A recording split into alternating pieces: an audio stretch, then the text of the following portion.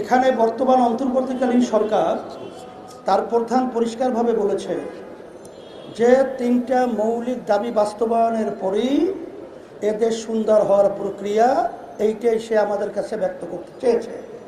এর ভিতরে একটা হলো সংস্কার এবং খুনি গুমি টাকা পাচারকারীদের দৃশ্যমান বিচার, আর এরপরে হলো জাতীয় নির্বাচন। আমি অন্তর্বর্তীকালীন সরকারকে বলবো, আপনি বলেছেন এটার পরেই জাতীয় নির্বাচন, কিন্তু সংস্কার কি হয়েছে? আচ্ছা, দৃশ্যমান বিচার হয়েছে? তা একটাও আমরা হয় নাই জনগণ বলছে। এরপরে আপনি জাতীয় নির্বাচন ঘোষণা করাটা, এটা আমাদের কাছে কিন্তু বিভিন্ন দিক থেকে সন্দেহ তৈরি হয়েছে যে নিশ্চয়ই আপনার উপরে কোনো ধরনের, যেটা আমরা বলবো অশুভ এবং গোপন জিন সওয়ার হয়েছে। সেই জিনের নাম আমরা বলতে চাই না, কিন্তু আপনি অন্তর্বর্তীকালীন সরকার সম্মানিত প্রধান ডক্টর ইউনূস সাহেব, আপনি জেনে রাখেন যে বাংলাদেশ যখন নাকি একটা অশান্তির আগুন সর্বত্র ধাউ ধাউ করে জ্বলছিল, তখন কিন্তু ছাত্র জনতা তখন তারা রাস্তায় নেমে এসেছিল এই অন্যায়, এই বৈষম্য এবং এই খুন খারাপি থেকে দেশকে মুক্তি করার জন্যে। যদি কোনো অশুভ চক্র এবং কোনো জিন সওয়ার হয়ে আপনাকে চাপ প্রয়োগের মাধ্যমে এই ধরনের ঘোষণা দেওয়া থাকে, আমরা পরিষ্কার বলছি যে আমরা কিন্তু বাংলাদেশের মানুষ, আমরা ছাত্র জনতা, আমরা কিন্তু রাজপথ ছাড়ি নাই। আমরা কিন্তু রাজপথে আসি যতক্ষণ পর্যন্ত আমাদের এই দেশ সুন্দর না হবে, আমাদের কাঙ্ক্ষিত সংস্কার বাস্তবায়ন না হবে, যতক্ষণ পর্যন্ত বিচার খুনিদের দৃশ্যমান না হবে, ততক্ষণ পর্যন্ত পূর্বের নিয়মে এই নির্বাচন বাংলার জমিনের ভিতরে হতে পারে না, হতে দেওয়া হবে না।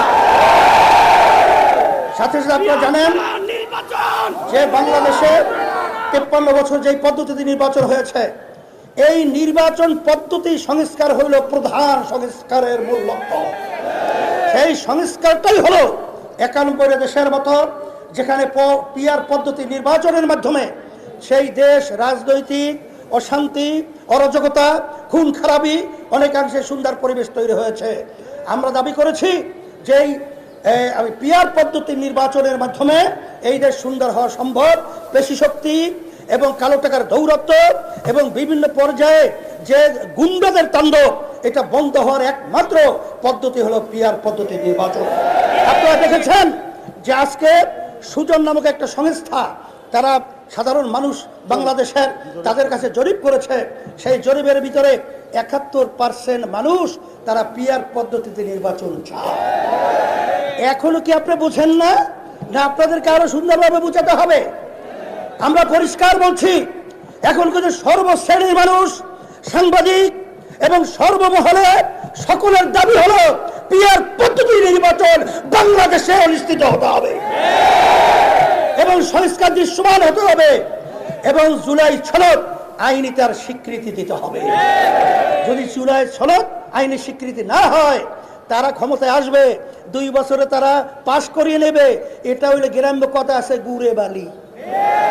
এটা কখনোই সম্ভব না, হতেও পারে না। এটা নির্বাচনের আগেই এটা হতে হবে এবং জুলাই সনদ আইনি স্বীকৃতি দিতে হবে। সেই লক্ষ্যে আপনাদের সকলকে উদাত্ত আহ্বান জানাচ্ছি, আসেন এই টেন্ডারবাজি, চাঁদাবাজি এবং এই খুনি এবং এই বাংলাদেশকে অশান্তি যারা করে, এবং এক কথায় বলবো, বিদেশের যে আধিপত্য বিস্তার রোধের জন্য একমাত্র বাংলাদেশে সুন্দর করা পদ্ধতি এবং মানুষ সর্বদিক থেকে সুন্দর পরিবেশ তৈরির জন্য পিআর পদ্ধতি নির্বাচন হতে হবে।